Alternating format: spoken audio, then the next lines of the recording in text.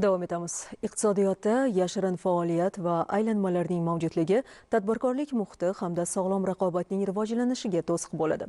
Shu bois iqtisodiy jinoyatlarga qarshi kurashish departamenti Surxondaryo viloyat boshqarmasi hamda soliq organlari hamkorligida yashirin iqtisodiyotni qisqartirishga qaratilgan tadbirlar olib borilmoqda.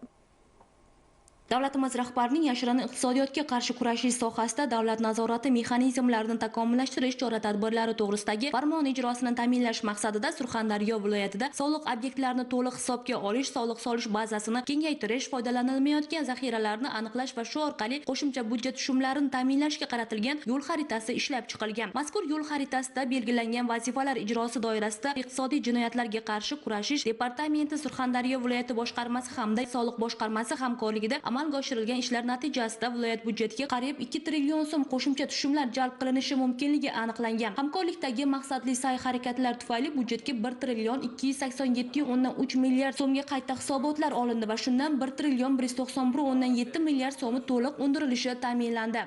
Departament xodimlari, soliq xodimlari kelib o'rganish qilindi. Savdo shoxobchalarimiz bo'yicha ijaradan shartnomalar ko'rib chiqdi, kamchiliklar aniqlandi va to'g'ri tushuntirishlar berildi. O'shanda farq chiqqanlarnikini bartaraf etdik joyida. Shuningdek, yo'l xaritasi asosida tadbirkorlik subyektlari tomonidan ishchi xizmatchilarning ish haqini konvert usulida berish va hisobotlarda kamaytirish holatlarini bartaraf etish bo'yicha ham amaliy ishlar olib borildi. Natijada 24 mingdan ortiq norasmiy ishlovchi fuqarolar faoliyati qonuniylashtirilib, byudjetga qo'shimcha 135,8 milliard so'm mablag' yo'naltirildi.